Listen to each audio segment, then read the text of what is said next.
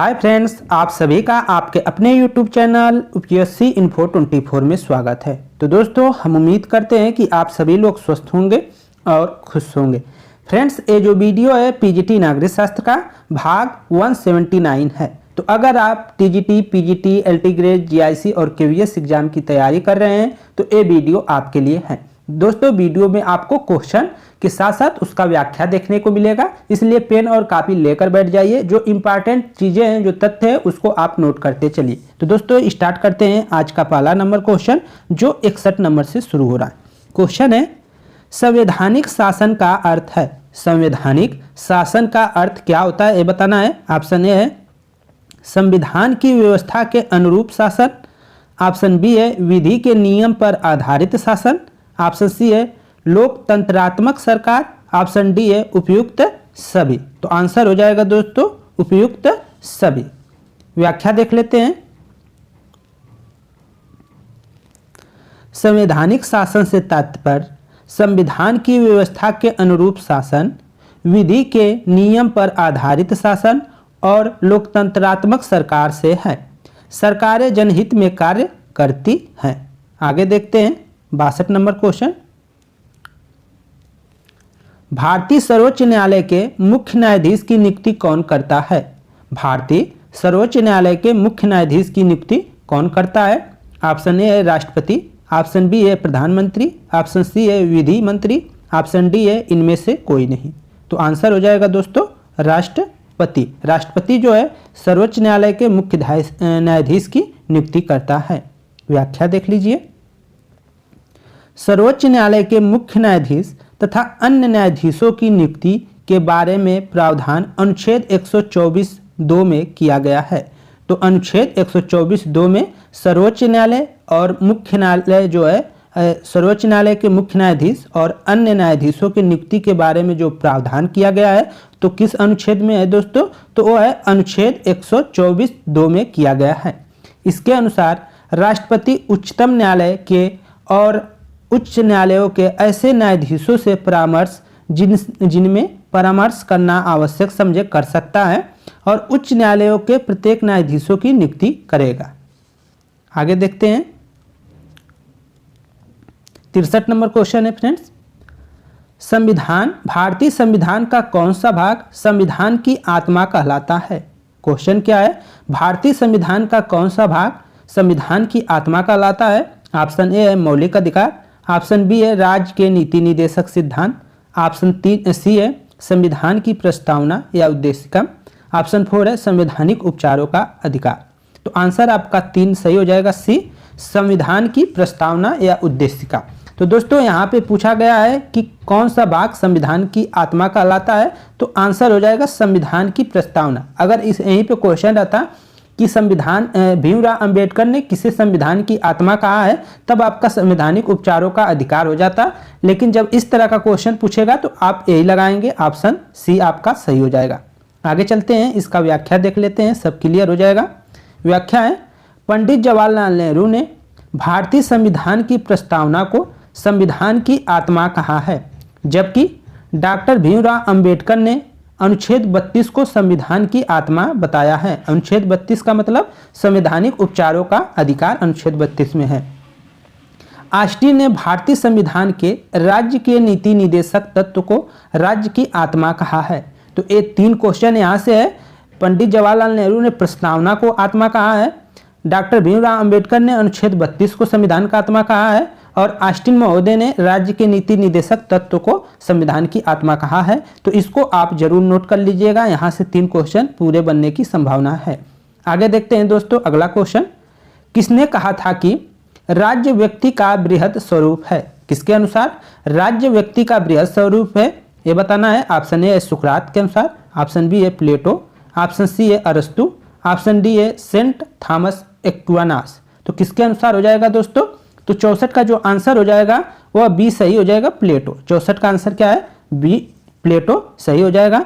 कि राज्य व्यक्ति का बृहद स्वरूप है, ये किसने कहा है, तो प्लेटो ने कहा है। व्याख्या देख लीजिए। प्लेटो का जन्म एथेंस में हुआ था। ये भी कभी कभी क्वेश्चन पूछ जाता है टीजीटी में। प्लेटो का जन्म कहाँ हुआ था, एथेंस में हुआ था। वो किसके शिष्य थे, तो वह सुकरात का शिष्य था। तो प्लेटो के गुरु कौन थे? सुकरात थे। उसने 338 ईसा पूर्व में एथेंस में एक विद्यालय खोला जो बाद में अकादमी के नाम से प्रसिद्ध हुआ। तो जो प्लेटो के द्वारा विद्यालय खोला गया है 388 ईसा पूर्व में, वो किस नाम से प्रसिद्ध हुआ? तो अकादमी के नाम से प्रसिद्ध हुआ। ये भी क्वेश्चन है। प्लेटो की पुस्तक है वो क्या है? रिपब्लिक है। ये भी याद रखेंगे। प्लेटो की जो प्रमुख कृति है वो क्या है? रिपब्लिक है। रिपब्लिक प्लेटो की सर्वोत्तम कृति है। राज्य के बारे में प्लेटो ने कहा था कि राज्य व्यक्तियों का बृहद स्वरूप है। यहाँ से 4-5 क्वेश्चन मिल जाएंगे आपको। आगे देखते हैं 65 नंबर। लाक के अनुसार प्राकृतिक अवस्था में मनुष्य को प्राप्त था केवल। लाक के अनुसार प्राकृतिक अवस्था में जो मनुष्य थे उनको क्या कौन सा अधिकार प्राप्त था? ये बताना है आपको। ऑप्शन ए है राजनीतिक अधिकार, ऑप्शन बी है प्राकृतिक अधिकार, ऑप्शन सी है विधिक अधिकार, ऑप्शन डी है धार्मिक अधिकार। तो आंसर हो जाएगा दोस्तों बी, प्राकृतिक अधिकार। लाक के अनुसार प्राकृतिक अवस्था में मनुष्यों को प्राप्त था केवल प्राकृतिक अधिकार। आगे चलते हैं, इसका व्याख्या देखते हैं।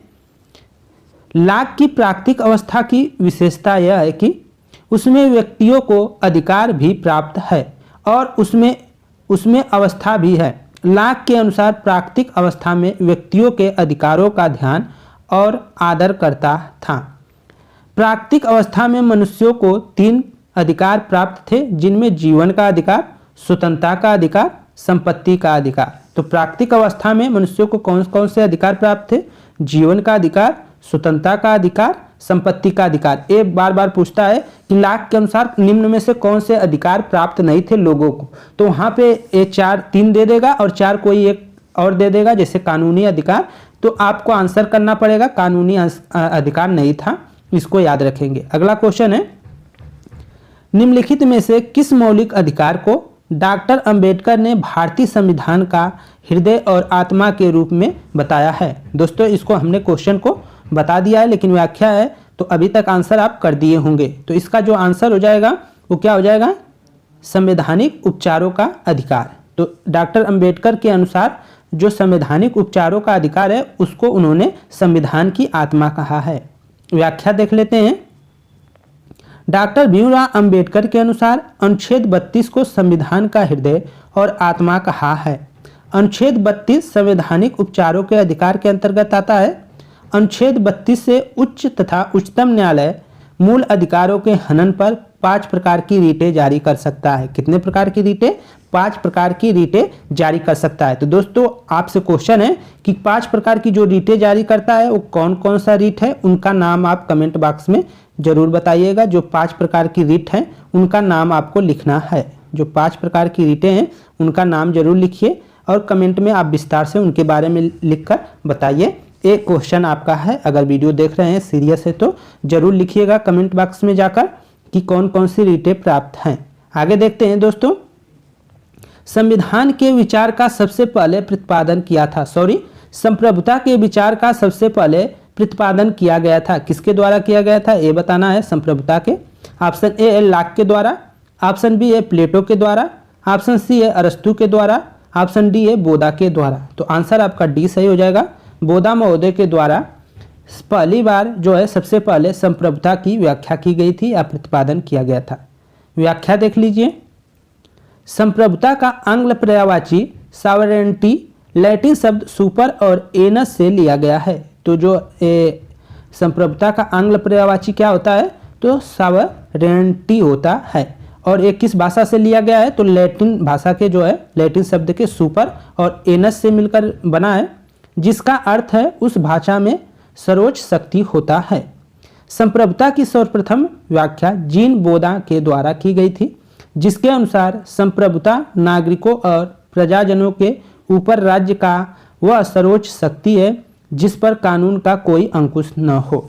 तो बोधा के द्वारा संप्रभुता की व्याख्या कैसे किया गया है ये देख लीजिए।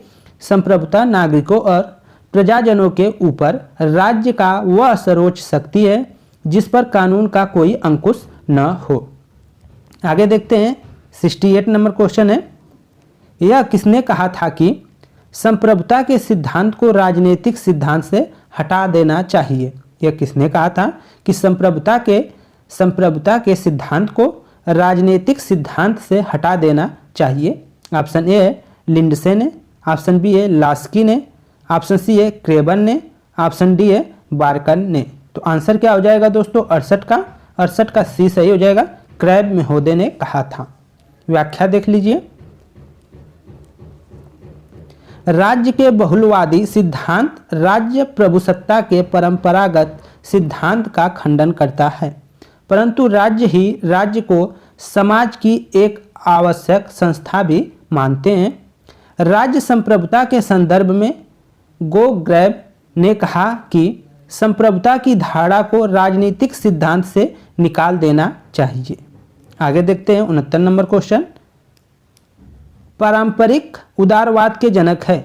पारंपरिक या क्लासिकल उदारवाद के जनक किसे माना जाता है? ऑप्शन ए है टी.एच. ग्रीन को, ऑप्शन बी है जे बेंथम को, ऑप्शन सी है जॉन लॉक को, ऑप्शन डी है थॉमस हॉब्स को। तो आंसर क्या हो जाएगा दोस्तों 69 का आंसर आपका सी के साथ जाता है जॉन लॉक। जॉन लॉक को पारंपरिक या क्लासिकल उदारवाद का जनक माना जाता है। दोस्तों थोड़ा आवाज़ में दिक्कत आ रही होगी, शोर हो रहे हैं बाहर। आगे देखते हैं दोस्तों। जॉन लॉक उदारवाद के समर्थकों में निसंदेह सबसे अधिक महत्वपूर्ण हैं। लॉक को उदारवाद की आत्मा कहा गया है। उदारवाद के प्रचलित दो रूपों में लॉक पारंपरिक उदारवाद के जनक माने जाते हैं। क्लासिकल उदारवाद का जनक किसे कहा जाता है? तो लॉक को कहा जाता है। लॉक उदारवाद की नवीन धारा का प्रतिनिधित्व करता है और शासन को स्वतंत्र की प्राप्ति का एक अत्यंत महत्वपूर्ण और आवश्यक साधन मानता है। आगे देखते हैं 70 नंबर क्वेश्चन। भारतीय संविधान है तो भारतीय संविधान कैसा है? मुख्यतः अलिखित संविधान है, बी है परंपराओं पर आधारित है, सी है मुख्यतः लिखित संविधान है, ऑप्शन डी है व्यक्तिगत इच्छाओं पर आधारित है। तो आंसर आपका सी हो जाएगा मुख्यतः लिखित संविधान है। ये हमारे संविधान की विशेषता है। व्याख्या देख लीजिए। भारतीय संविधान मुख्यतः लिखित संविधान है। लिखित संविधान में परंपराओं एवं प्रथाओं को भी स्थान दिया गया है यदि वह संवैधानिक उपबंधों के अनुरूप हो। भारतीय संविधान विश्व के 60 संविधानों के अध्ययन पर आधारित है। मतलब कई देशों से जो है 60 जो देश हैं उन देशों से हमारा संविधान क्या है उनका अध्ययन किया गया है और कुछ देशों से हमारे संविधान में जो है उन तथ्यों को समाहित किया गया है। ब्रिटेन का संविधान परंपराओं एवं प्रथाओं पर आधारित है एवं अलिखित असंविधान है। एक अलिखित संविधान है। कहाँ का? ब्रिटेन का।